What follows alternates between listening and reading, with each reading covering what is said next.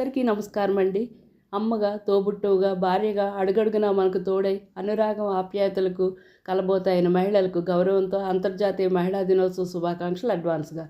అంతర్జాతీయ మహిళా దినోత్సవం కార్మిక ఉద్యమం నుంచి పుట్టుకొచ్చింది.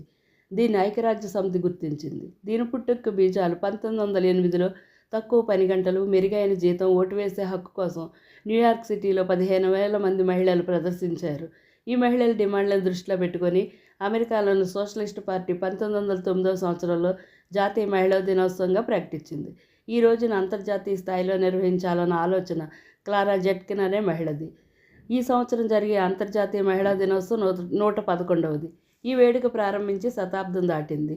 పర్పుల్, గ్రీన్, వైట్ రంగులు మహిళా దినోత్సవపు రంగులు. 1975వ సంవత్సరంలో అంతర్జాతీయ మహిళా దినోత్సవాన్ని ఐక్యరాజ్య సమితి అధికారికంగా ప్రకటించి దీన్ని ప్రతి సంవత్సరం ఒక థీమ్తో నిర్వహిస్తుంది.